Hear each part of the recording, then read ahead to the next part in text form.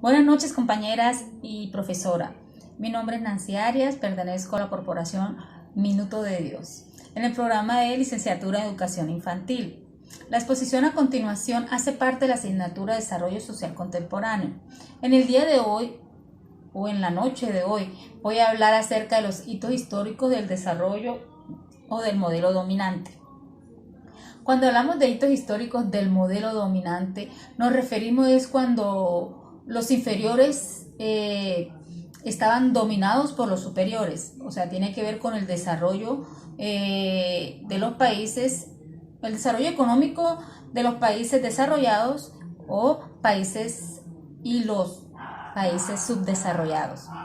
Al leer estos recursos y material, fue muy interesante ver cómo a través de la historia uno aprende y conoce muchas cosas y del por qué la situación o la realidad que vivimos en el tiempo de hoy, o de que esto ya viene de atrás, que no es nuevo. El primer hito que encontré está en el siglo XVI, cuando la ideología se partió en dos. Esto fue cuando el mundo se dividió entre ricos y pobres. Esto implicó que la segregación de las civilizaciones de los países civilizados y de los bárbaros, que hoy en día pues se manifiestan casi las mismas situaciones en lo que respecta al estrato alto, medio y estrato bajo. Es como una continuidad o es algo parecido, la misma, se manifiesta la misma. El segundo hito fue en 1533, donde se da el Tratado de Tordesillas.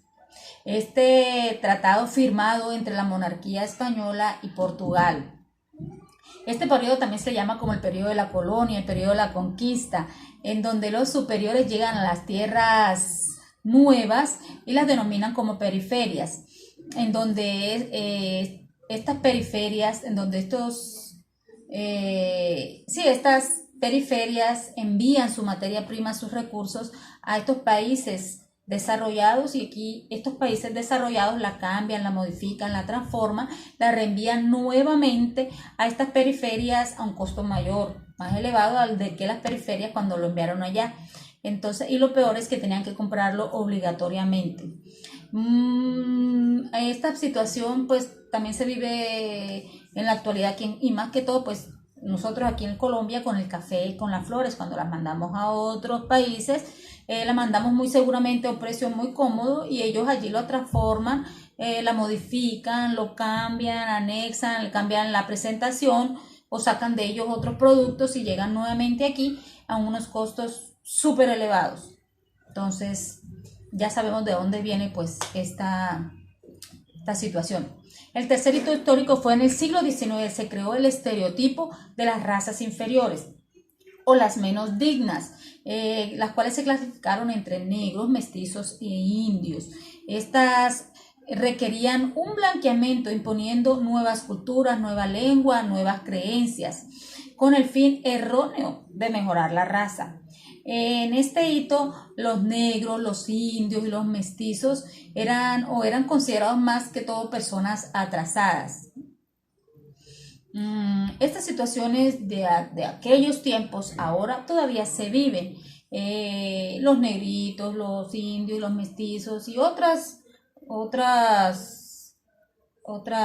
denominaciones, digamos, siguen siendo rechazados, siguen siendo un poco discriminados en cuestiones también en la economía y en otros aspectos, o sea que también viene de atrás y todavía se sigue viviendo esta situación.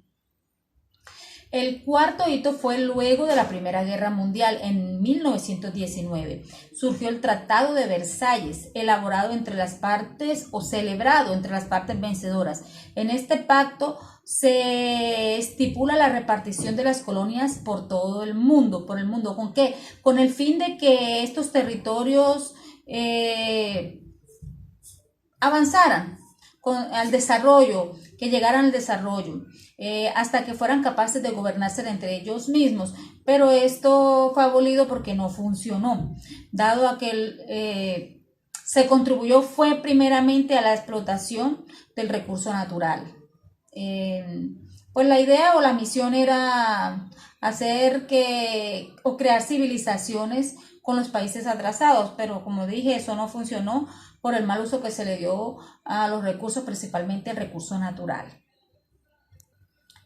Bueno, continúo. El quinto hito fue en 1949, donde el presidente Truman lanza un discurso dando pie al desarrollo, en donde se dan dos puntos claves. El primer punto clave es la diferencia entre el desarrollo y el subdesarrollo.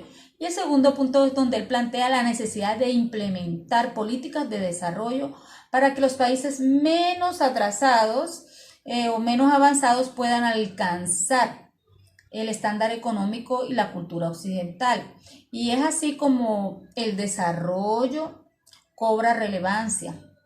Y gracias a sus enormes capacidades seductivas, se convirtió en un propósito, en un dispositivo discursivo capaz de modelar la realidad a través de palabras del presidente. Gracias pues a esas palabras, los países de Asia, África, América Latina se convirtieron en países subdesarrollados. El sexto hito fue en 1960, se dio la teoría del despegue de las naciones. Esta es la exposición de Roughton. Él mostró el camino que deberían seguir los países atrasados, ¿cierto? O del tercer mundo, como también se le llamó. Señala que esos países requerían que se les proveyera una ayuda, pero que fuese en forma de capital. Pero para que esta ayuda tuviera éxito, se debían cumplir, o para que se pudieran dar estas ayudas se tenían que cumplir tres requisitos. El primer requisito era la alta producción agrícola, la segunda era existencia del mercado y la tercera una estabilidad política. En la actualidad pues no es mucho la diferencia, también la teoría del despegue también se da porque para que una empresa o algo pues pueda avanzar se necesita proyectar o invertir un dinero, un capital y poder despegar. Siempre hay requisitos para poder avanzar. Ahora voy a hablar acerca del aporte de Juan Pablo II en la doctrina social en la Iglesia, que es un tema muy importante que tiene que ver con los hitos históricos del desarrollo dominante. Considero que es un tema muy importante y es un acto también digno de admirar. Para el Papa el desarrollo social era un tema de preocupación y su mayor tiempo se lo dedicaba a todo lo referente a esta situación.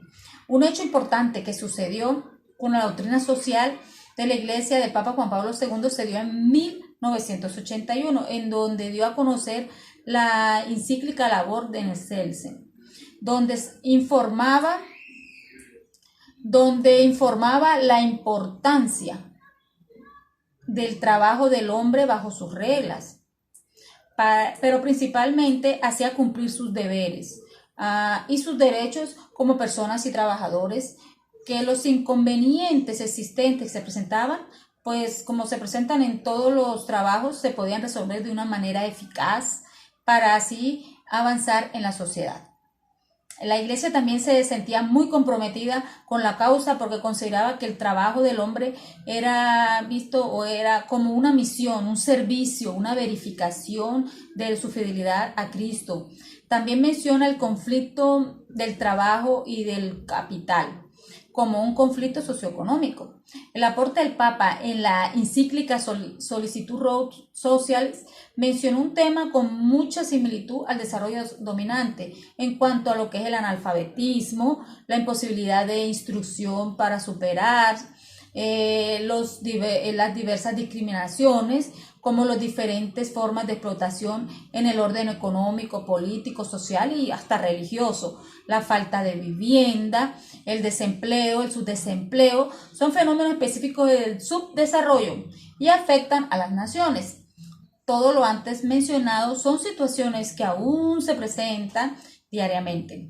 En cuanto a la reflexión de las implicaciones de estos hitos históricos en nuestra sociedad actual, podemos decir que a lo largo de nuestra historia se ha ido reproduciendo una serie de grandes cambios denominados revoluciones. Entre esas la revolución industrial. Como todos ya sabemos, esta revolución, por ejemplo, provocó que muchas personas tuvieran que desplazarse del campo a la ciudad. buscando mejores oportunidades, nuevas oportunidades que ya en el campo eran imposibles, ya no se estaban dando, ya la gente no podía vivir, no podía subsistir, no había dinero, no entraba. Entonces, y esto también trajo también consigo pues la habilitación familiar.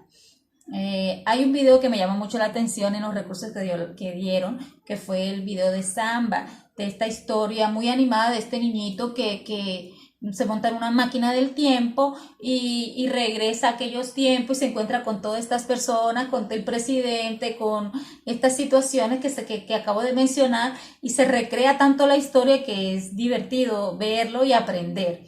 Entonces espero les haya gustado, espero hayan entendido y muchas gracias por el tiempo, por su atención prestada.